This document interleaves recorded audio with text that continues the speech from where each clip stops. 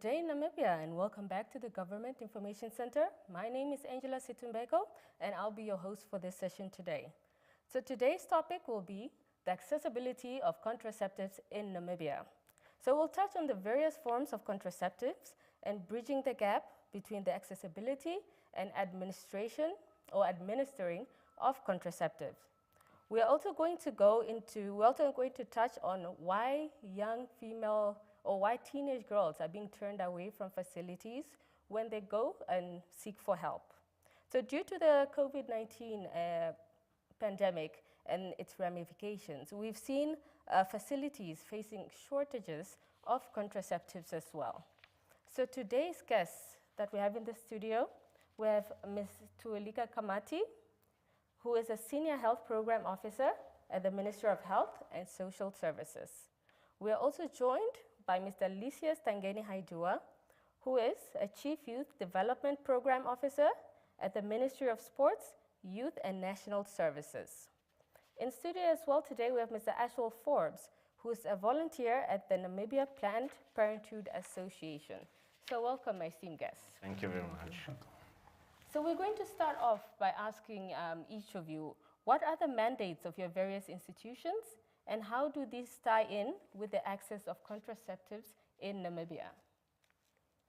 So anybody would like to start?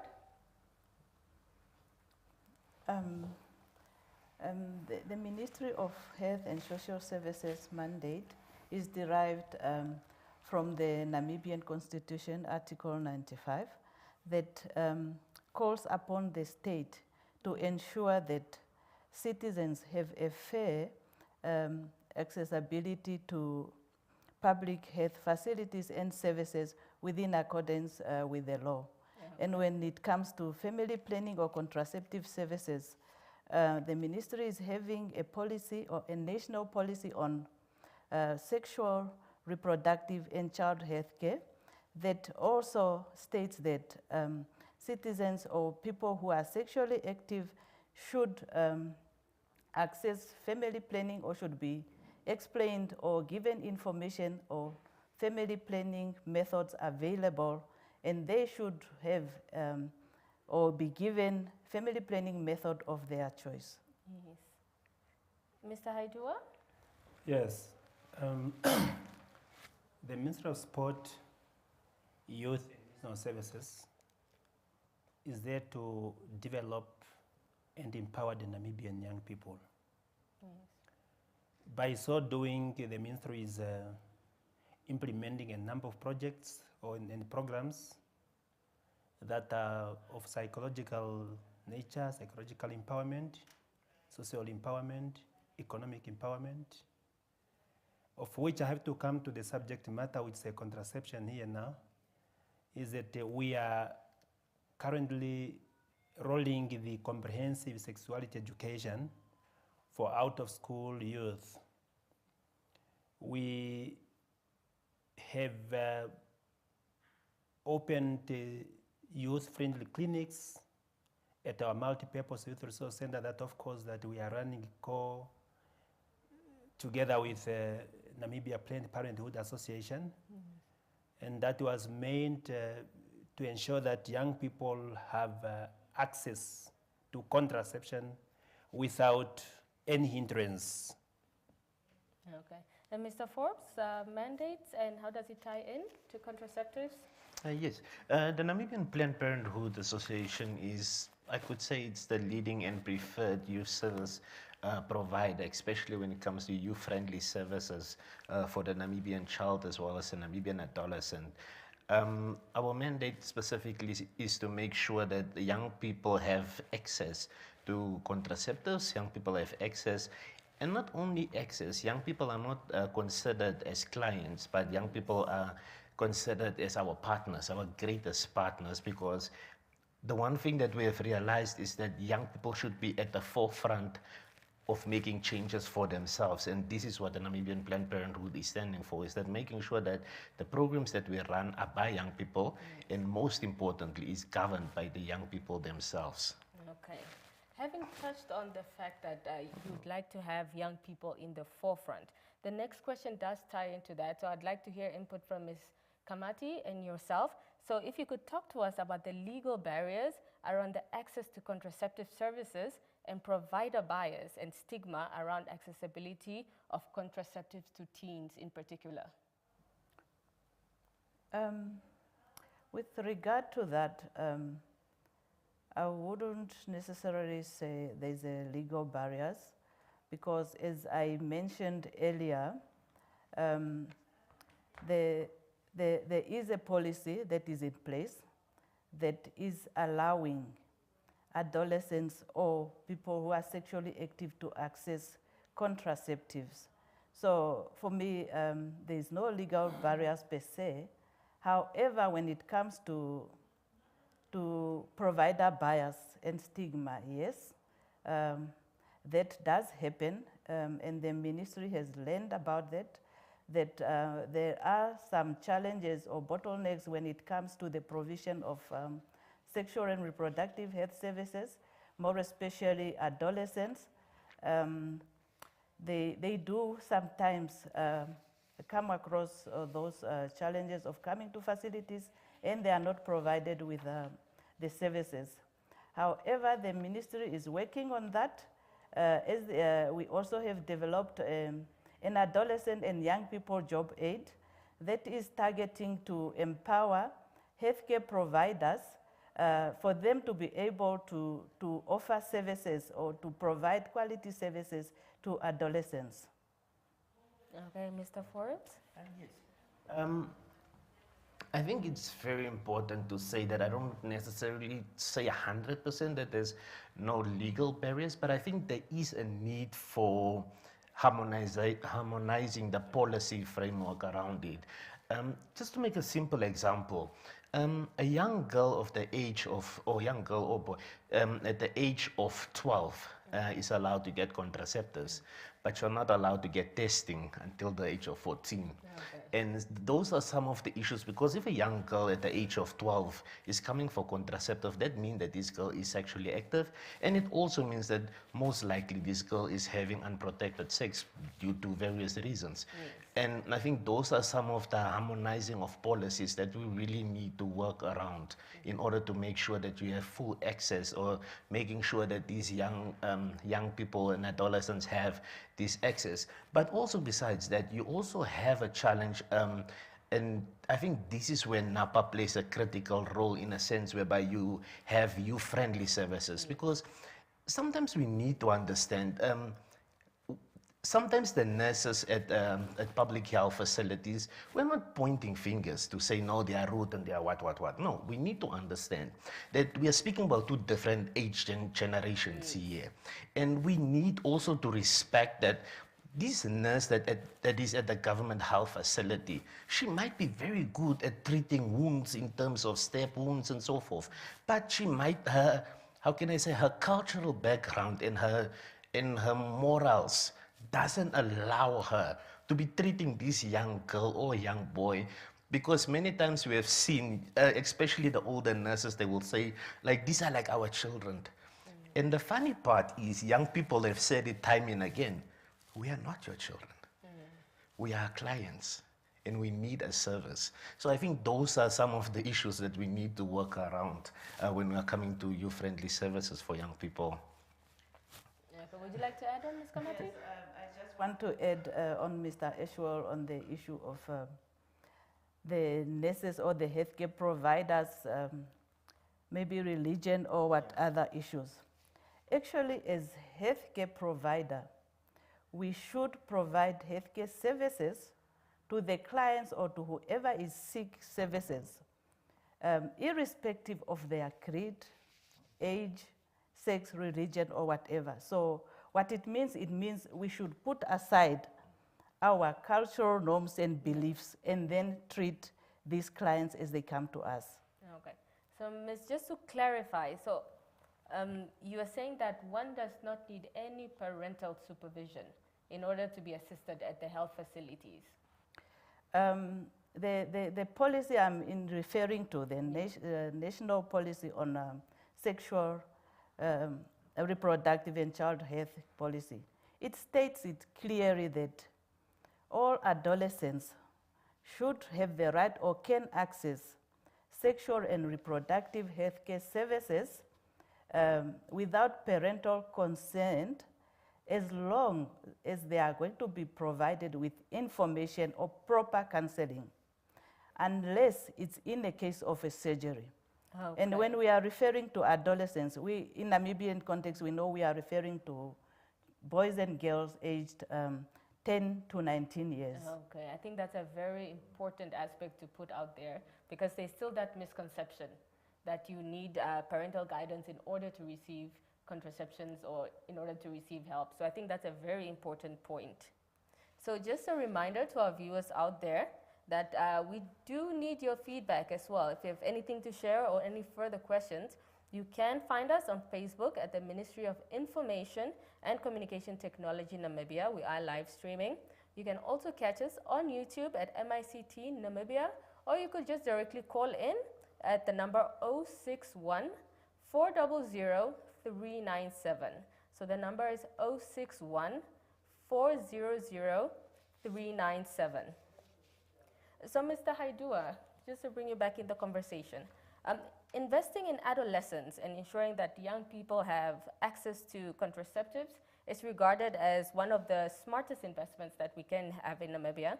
So how do we tackle the issue of teenage girls being turned away from health facilities when in search for contraceptives? Ms. Kamati, if you could also touch on this after Mr. Haidua.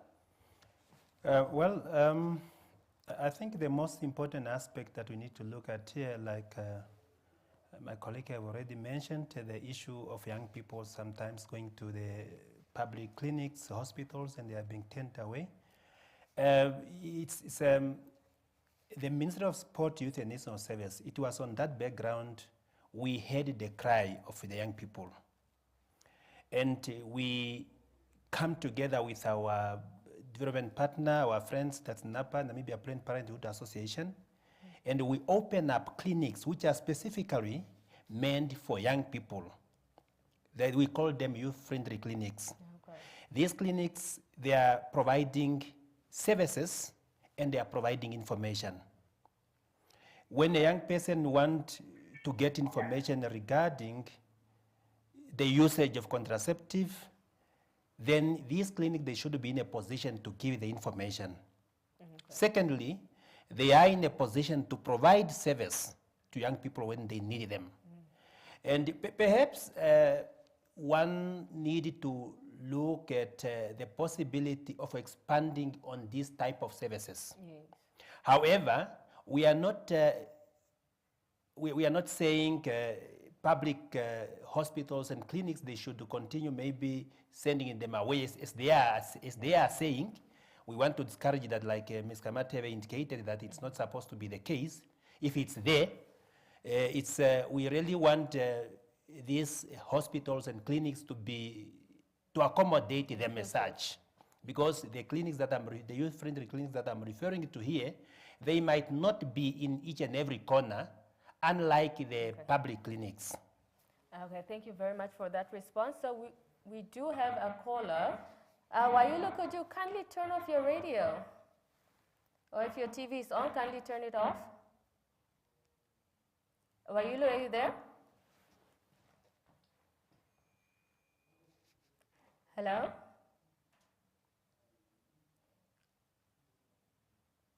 Wayulu, if you can hear us, kindly do call back, as we are experiencing some difficulties with your call.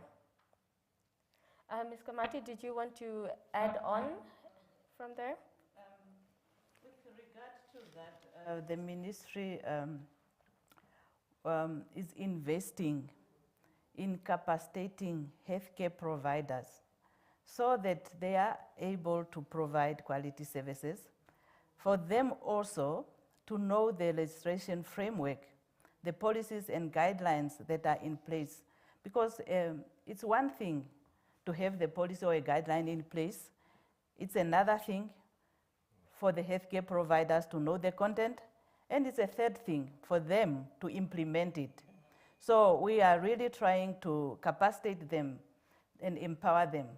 Secondly, we are also trying to educate the public on the available legislative framework in place so that they are able to access these services and demand for them when they visit health facilities and they are not provided with services that they are looking for. Because it's only after you empower someone, that person is after that, then the person will demand the service because she has the knowledge or she knows what she's looking for and know that she should be provided such service. Okay. And touching on that, these youth health friendly clinics, are they in all regions or did you just start in specific regions for now until you can expand? In the meantime, we are not in all the 14 regions. However, we are in some other regions of which we are moving it towards to make sure that we have covered all the 14 regions. Okay, understood. So the next question I'd like to throw to all you panelists as guardians and parents, I would like to know, how would you tackle the taboo and cultural norms that hinder the open discourse between parents and children regarding safe sex and contraceptive methods? Mr. Lysias? Perhaps the first thing that we need to look at is to sensitize the public. I think people need to understand the danger that is in when you are not open to your young girls, young boy, and talk to them issues relating to sexuality.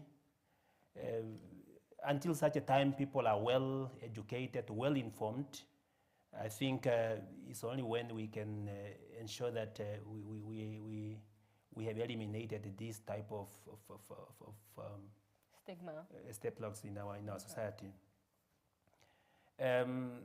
Also, we also needed to educate young people themselves, because this, when I'm talking about this, we talk of the community, the parents, we talk of the church leaders in particular. That is where many a time they are not at easy to do so, but the reality on the ground is there that we really needed to move a step ahead, because otherwise, if we are not tackling issues head on, we will be having a situation that we will not be able to control. Okay, understood. Mr. Forbes, Ms. Kamati, any input? I think just to add on what Mr. Lysias has said, knowledge is power. So the moment you educate these parents, let me say, on the impact of harmful cultural norms, and then I think they will be able to start being open up with their children, because it's better for me as a parent to educate my child on what is right, rather than my child going on social media and read or pick up whatever she or he picks up. Yes. And you know they like testing. What is the... Yeah. So if they get something on social media, they will definitely go for that, even if it's not the right thing. But if I'm open up with my child, I think I would be able to give a better advice for them. So before we come to you, Mr. Forbes, we do have a caller on the line, anytime from Tumep. Welcome to the show, anytime. Thank you very much. Good afternoon to you, moderator. Good afternoon. So do you have any questions or any input for today's show? I just have any input. I would like to elevate it on the point of cultural norms. Yes. Yes. You know, on a cultural background, we have this the mindset of saying we cannot educate our kids on issues concerning sex, preventative measures on a perspective of family planning. But yet, things are happening. We see them daily, daylight. We see them. They are just within our homesteads, our workplaces. In schools, we see them. Let me give you just a reference of what we've been reading in the media, especially the printed media, the newspapers. Yes. We have seen a high percentage of teenage pregnancies in the two Kavango, whatever regions, east and west. Now, what does it help for us to hide the education to educate these kids and the parents so that these kids, they may be given an awareness of the danger of what they are trying to do in their lives. Yet things are happening. When we go in schools, in the life skills books, the kids are learning about the sex, those things. Now, what's the use of attaching the cultural, norms to these topics? So for me, I feel that it's the right thing to do, like the panel is indicating there. It's the right thing to do. We educate these kids so that they may be aware and how they can prevent these unnecessary pregnancies.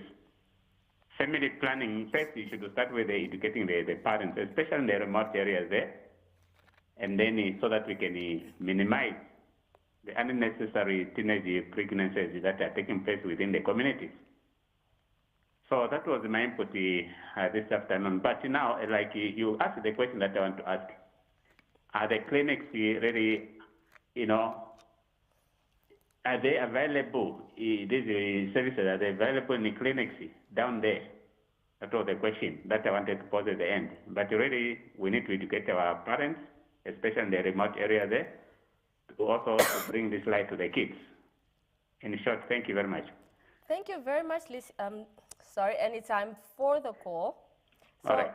just to confirm, you would like to find out whether these clinics are available in rural areas? The services, like you asked that question similar to this, that are they available there? Maybe the services that of family plan to the kids, to the young girls. Okay. All right, thank you. Thank you very much for the call anytime. A blessed day ahead. As I believe this is something you've already touched on, Mr. Lysias, about the availability in the clinics. Yes, I think I've touched on that.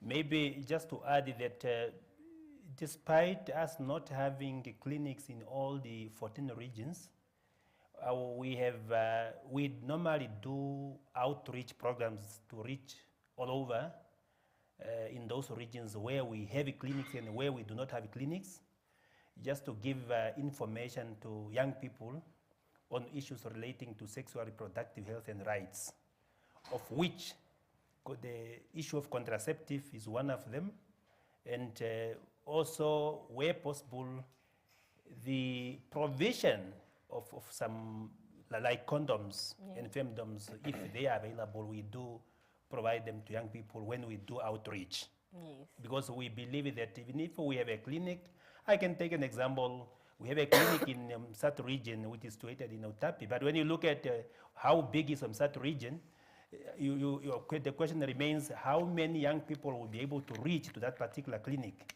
That is why our officials in the region, they do outreach program to reach out to where young people are. Okay.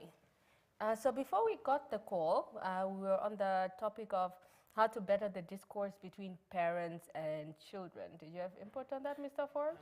Yes. I think it's very important that it's not the one package fits it all, because we need to understand is that the first most important thing is accurate information. That goes for both the adolescent or the young person, and that also goes for the gatekeepers. Now, gatekeepers is, I will put them all together, your parents, your traditional leaders, your Christian leaders, and so forth. Now, I think where the discourse usually comes in is the effect of accurate information, because so many times you will find in communities whereby, let me make a simple example. When there is in some tribes or some cultures where you see a young girl carrying condoms in the house, and there is such a taboo in the house, and that necessarily doesn't mean that this young girl is going to have sex. That perhaps means that this young girl is responsible, so even when someone else needs it, she has it. It's the same thing like a young boy carrying pads. It's not because he's going to use it, but it's because he has accurate information. That's when we are speaking about a young person being empowered. Now, when we are speaking about the gatekeepers, sometimes we also need to understand that many of the older generation, they don't have the accurate information. They grew up in a society where they had to learn by themselves, learn by their mistakes. And unfortunately, that is not the society that we are currently in. And I think it is so important that we need to understand, because especially when we are taking, especially church leaders, I am going to touch on that, and I know it's a very sensitive issue, but so many times when we have discussions with church leaders, they refer to these girls, these young people. It's not these young people. Yes. It's our people. It's our congregations. It's this young person has a name, has a sister, has parents. Now the problem comes here because of the accurate information that is not there for both these generations. That is where you find the problem with the discourse in the middle. But when we are speaking about investing, making this being the greatest investment, we need to understand that we are saying that the young person is the leader for tomorrow. And if you are not going to take care of this leader now, what are we saying about this future of these young people? Yes, exactly. So we do have another caller. It's Effa from Walvis Bay. Welcome to the GIC. How would you like to contribute? Thank you very much. My contribution is twofold. I have a question, but also would like to take part in the discussion. Okay. So I came in a bit late in the discussion, but I came in the part where it was said that these children, these adolescents, we should, the authorities should look at them as clients, putting personal cultural beliefs and religious beliefs aside. My comment to that is, whose culture are we now introducing by putting ours aside? That is the question I have for the panel. This is, whether we like it or not, this concept comes from the Western culture. What value are we placing on our own culture and beliefs that we are saying now put it aside and enforce a culture? The second thing I want to say is, are we not dealing with symptoms instead of root cause? If you're telling me this category of children that you call your clients starts from the age of 10, when are we going to ask the question, why is a 10-year-old having sex? Is the 10-year-old mature enough to understand that sex is not an in and out action, but it's got an emotional attachment? Are these children mature enough to sit and have engagement? I know the statistics. I know it's happening elsewhere, and the school children are doing it. But my question is, who is spending so much energy on the root cause instead of just the symptoms?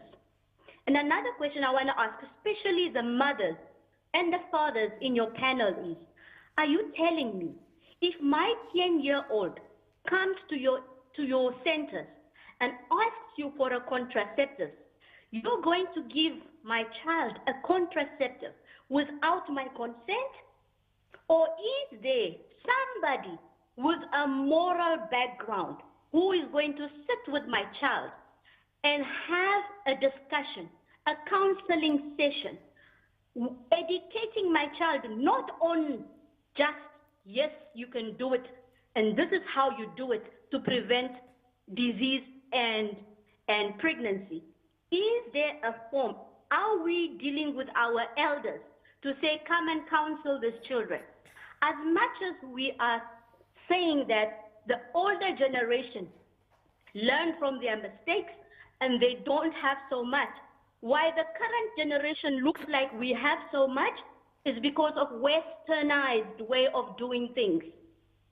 Our elder generation have so much in them that they can educate the younger children if we can only bring the children to the elders and not leave them to the internet and to the TV. Who's buying the Wi-Fi? Who's buying the flat screen TV with all the modern stuff inside? It's you parents and me as a parent. Our elder generation had it right. The problem is the information is not being brought to the children. There is a gap. That is all I would like to say. Thank you very, very much, Effa, for your contribution. All right. So I'd like to put that to the panel, to the panelists. So she did throw quite a number of questions there. So the first aspect was the culture side of it that I'd asked. So now she asked, are we putting our culture aside, and whose culture are we now deciding to follow by creating this access of contraceptives to teens and so forth? I think, okay, I think I can start on that. I think we shouldn't look at it like we are not saying put your culture aside and let it be a race and nation with no culture, because that is chaos. What we are saying is that harmful cultural norms should not be entertained, by no means. I'm not even going to apologize for that. What we are also saying is that when a young person comes to a facility, you are not, the young person, I think we need to understand the process, is that the young person comes to a facility asking for contraceptives, and the service provider is not just giving these contraceptives to the person, because it's a whole process. This young person is being educated, first of all, because of the harms that this has, the benefits of this, and also making sure, because sometimes you also need to understand that these young people, they come to these facilities not necessarily because they need the service, but also because of what they've been through. Some of these young girls are in abusive relationships. Some of them are being raped, and these things are coming out through the counseling that is taking place at these health facilities. So it's not just a process of you come there, you want an injection, you get it. No, it's a whole counseling process that actually takes place. And when we're saying it's a Western culture that we're trying to enforce upon the people, I think we need also to understand sex is a human need. Some people desire it much earlier than other people, and that is not a Western thing, that's a human being thing. So I think when we are trying to push this agenda of like, there is a root cause issue, what we are saying is that before people is even against there's this discussion about the legalization of abortion right now. Yes. Before we even get to abortion, why don't we help this girl not to get pregnant in the first place? Then she won't need the abortion. So I think it's some of these issues that we really need to integrate, and it's not about just throwing away the culture. Yes, understood. So, Ms. Eva, I hope that answers your question. So, moving along. So, there have been reports circulating in the media that the ministry had run out of stock regarding on contraceptives at some point last year. And is this true, Ms. Kamati? And how has the ministry been able to tackle these shortages? Actually, that it's a procurement thing, but okay, yes, I must acknowledge that it's true. The ministry had at a point run out of contraceptives, and that was due especially due to logistical issues following the COVID-19 pandemic.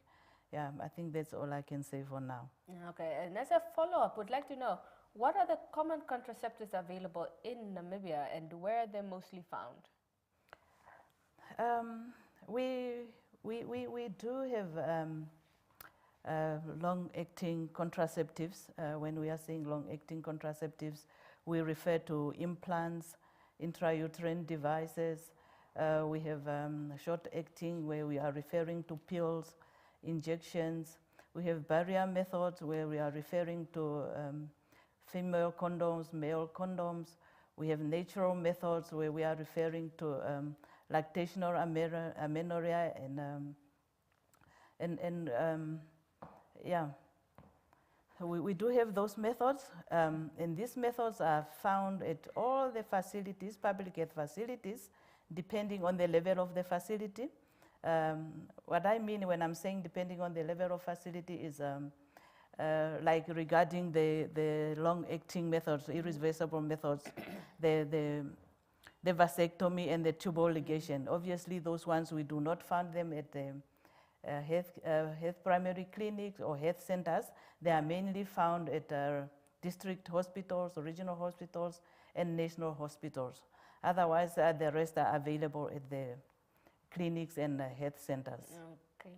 And then something else I would like to find out, why do some facilities lack the modern methods of contraceptives?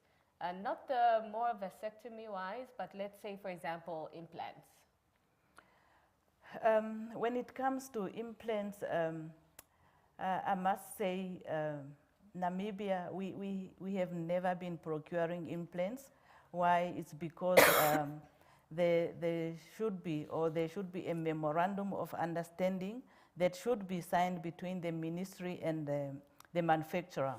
So that memorandum of understanding has only been recently signed, and the implants that we had in the country were actually a donation from the UN partners. Okay. So now the memorandum of understanding is signed, so we are going to start procuring, and we hope the commodities are going to be available. Again, the other thing is implants and intrauterine devices are new commodities in our family planning guideline. So a training should be rolled out. The family planning guideline was only revised in 2019, and come 2020, 2021, it was COVID. So the trainings were very minimal. So it's not all healthcare providers who can insert implants.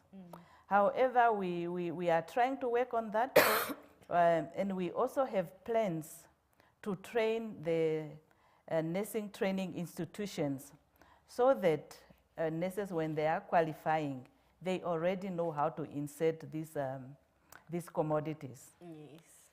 Okay, we do have Derek from Ochuarongo on the line. Derek, welcome. Hello, how are you? Yes. Is there any input you'd like to add on, or would you like to ask a question? No, for me, it's like a question. Yes, go ahead. It's only the provision of this hospital. Derek, your line is cutting a bit. Could you kindly start again? Okay. Can you hear me now? Yes, it's a bit more clear.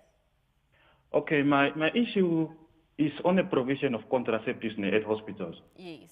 You see a 10-year-old girl getting contraceptives at the hospital.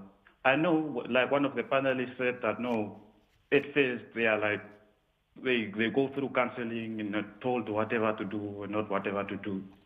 But then a 10-year-old girl getting contraceptives, like, you know, there is most a stage in adolescents and teenagers where they are like defying everything you tell them and so on and so on. My question is that is like the government condoning this or something? Because if you give a 10-year-old girl contraceptives, what are you telling that 10-year-old girl to go do? I mean, even if he or she is like told, I mean, cancelled and whatsoever. So that's my question, basically. So Derek, you're asking, should it be allowed for a 10-year-old to receive services at these facilities, at these health facilities? Yeah, at that age. At that age, okay. Mm-hmm. Thank you very much for the call, Derek. Okay, thank you. Any of the panelists like to tackle that question? Yes. I think what Mr. Derek is saying is it's a general concern about a lot of parents. Yet again, I'll go back, is that remember, a young girl won't just go to a health facility asking for contraceptives because she's bored. This young girl will most likely go there because she's already active. And when we are saying that she's already active, is that she's trying to protect herself, because the sad part among a lot of young people is the fear for pregnancy is much more than the fear for HIV. And that is wrong. But, so what we are saying is that when this young person is going to this health facility, you will be surprised how many times the health workers and the health caretakers have actually realized that this person is being raped. This person is in an abusive situation. This person is having sex not because they want to, but because they are being forced. So all these things usually come out there. So again, we are not saying that these young people are just going there and getting the thing. It's not that we want them to get it at that moment. What we are saying is that let young people be educated. So when they do decide to have sex, let them know what the consequences is. Because we need to understand that young people at this current generation, they are getting mature much faster. So if you are going to give them access to have safe sex or not, they are going to have sex. So what we are saying from NAPA's side is that making sure that this person has accurate information, this person has access to services, so when this person does decide to have sex, that they can do it in a safe manner, and they can have it in a way that protects them as well. Yes. Yes, Ms. Kamati? I just want to add on what my colleague has said. I'm not going to repeat what he has said because he's actually right.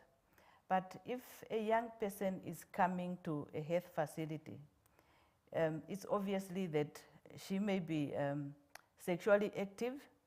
And for me, it's better for her to be protected, not to become pregnant, because her body is not yet ready, or her womb is not ready to carry that pregnancy. Or whether we give that contraceptive or not, she will have sex if she will have it. So I think it's better to protect her, continue with her education, because, I mean, that's a missed dividend. If this child started dropping out of school, maybe she was going to be the next Minister of Health. She was going to be someone in the nation. But because we fail to protect her so that she continues with her education, then her life is thrown under the bus. So I feel it is very important. We are not saying we are forcing. No, we are just trying to educate, counsel, give information so that they are able to make informed decisions. Understood. So, Derek, I hope that answers your question. So we do have some social media comments that I'd like to read to you. So this is from Mr. Richard Kambinda. He asked a question to Mr. Ashwell. Is throwing contraceptives at the problem of teen pregnancies the solution? Why can't we tackle the problem at the root? Why can't we have sex education with African characteristics? I fully agree with Mr. Richard. You see, when we are having CSE in schools, a lot of parents, a lot of what you call it, church leaders, they were against it. What we are saying is that if you empower that child already in a school level, the possibility of delaying that process is extremely high. And what we are saying, and that's why I'm saying I fully agree with him. But the problem comes yet again, is that the education sector is putting CSE in school. The gatekeepers is demonstrating against CSE. Now we are saying that let's make contraceptive accessible to the young girl. Again, gatekeepers are opposing the contraceptives to young girls. Now we are saying let's bring in abortion. Now the gatekeepers is against it. The root cause is that for us to address it, we need to educate this young girl in order for them to have a delay in having their first intercourse and so forth. Okay, so we do have another question again from Mr. Richard Kambinda. So he says, on a social development level, are we reaching both men and women on this matter? Are we educating both young girls and young boys? I think Mr. Aidua and Mr. Forbes should touch on that. Yeah, I think before Mr. Aidua, I think we have left the boy child out a bit. I'll not lie about it. Because so far we've always been seen empowering the young girl until so many concerns came that the young girl doesn't get pregnant by herself. So, and that is where we realize that we have been leaving the boy child behind. And that is why the process at the current moment, we're speaking about nothing for adolescents, girl and adolescent boy, that should be done without them. Like you said, the young boy has been left out, but as we are speaking to you now, I think the young boy is also getting momentum in all our programs that we are introducing. Okay, let us see. So the next question I'd like to put across, this would be for Mr. Haidua and Mr. Forbes. What civic education is being offered to these adolescents, and as well as Ms. Kambati, if you come in with what civic education is being offered at the health clinics as well as the hospitals? Perhaps to come, as I have indicated already, that we are there to educate young people by disseminating information to them in order to make sure that they are well prepared and they are taking the right decision in whatever they are doing. At all our multi-purpose youth resource center, we have different programs that, like I said earlier, that are of social nature, and that these are educating young people in a number of issues, how they should react to different situations when they find themselves in those situations, how should they avoid, and how should they handle when anything happened to them. So we are having programs that are taking care of young people in Namibia. Ms. Kamati, civic education at hospitals and clinics? Yes, with regard to that, at health facilities, actually education is part of the daily activities. We have different topics that clients are educated on, especially at the waiting area while they are waiting to receive services. So we have different topics, of which family planning or contraceptives or SRHR services or sexually reproductive health services in general is one of the topics. So as they are waiting, they do receive health education, and as well when they go into the consulting room, when they are consulting, they do receive individual health education. And actually this, there's a service package, more especially for adolescents. So when an adolescent visits a health facility or a clinic, even if she only came for a dressing because she's having a wound, it's the responsibility of the healthcare provider to touch on all the other sexual and reproductive health services. Talk about sexual transmitted infections, look at the cervical cancer screening, talk about emergency contraceptive pills, what should be done if a child is raped or a girl is raped. Do they know about the services that are available, emergency contraceptive pill, so that they don't get pregnant? So it's part of that. We also have posters posted around the clinics on the methods available, family planning methods available. We do have flyers, although they are not in the big numbers, with information on sexual and reproductive health services. Okay, understood. So my next question would be to Mr. Forbes.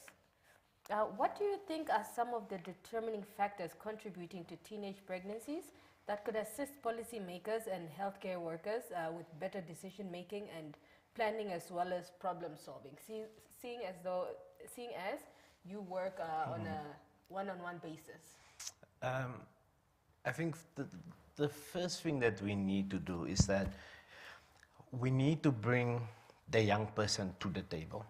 And when we said earlier that NAPA ensures that young people's voices, they're not just clients, but they should be partners. The one thing that we need to understand is that nobody understands adolescent and young people issues like adolescents and young people. So I think there must be a process where we bring these young people to the table, give them a voice, and not just an audience, because what we have seen so far is that so many times you see lawmakers, you see policymakers, you see them inviting young people to register their names on the attendance register in order to say, no, we have spoken to young people. We don't want the young person's name on an attendance register. We want them to be part of the process. If you are going to go and do consultancy, consult us. How are we going to do this? Because the one thing also is that we need to understand young people at this current age are into social media. How many times have we opened up these spaces for lawmakers and policies? So let's address each other on social media, because that is the language that young people are speaking. How many times have we made safe spaces for young people? Because sometimes we have realized that you bring young people in order to listen to them. But when young people speak the truth, you are one to come you are discriminating against that person that is speaking the truth. So we need to create these safe spaces in order for young people to come up with the policies and to come up at the forefront of all that. Thank you very much for your response. So we do have a comment, another comment on social media. Are there contraceptives for men? This is from Envy Reloaded. Yeah. I think he means in regards to apart from condoms. Are there other contraceptives for men? In Namibia at the current moment, there's only it's only condoms for men. Understood. So we have reached the end of our session, and just like to ask, any final thoughts that you'd like to share with us?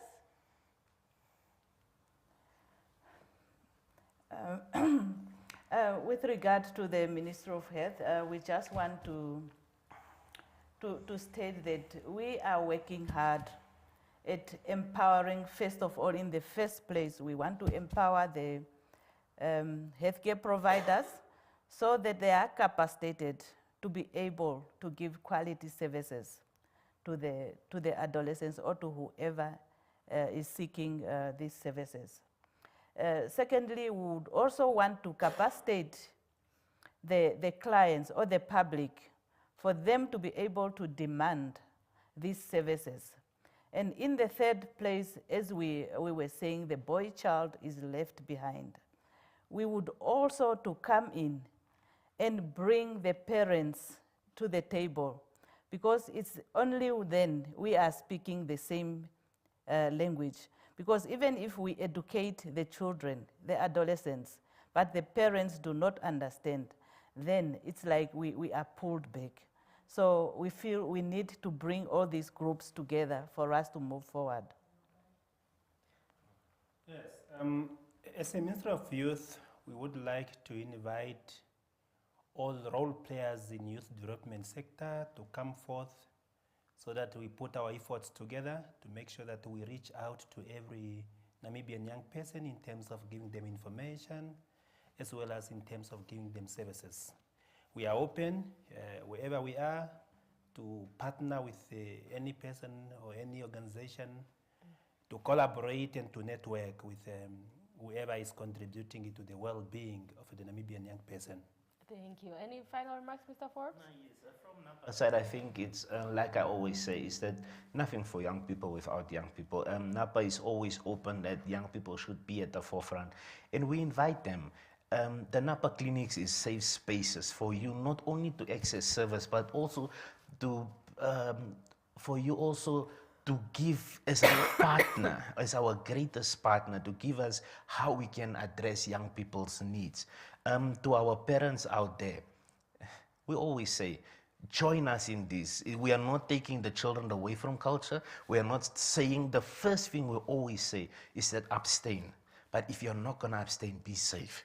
That is what we always will educate any young person. And we invite them on board. We invite our development partners. Let's scale up to leave no child behind in the hardest rich areas in this country. Let's reach that young boy. Let's reach that young girl, because they need these services. So with that said, thank you very much to my panelists. You've been very informative. And to the public out there, thank you very much for the interactions. So for me, Angela Situmbeko and my production team, I'd just like to say, have a good day, Namibia.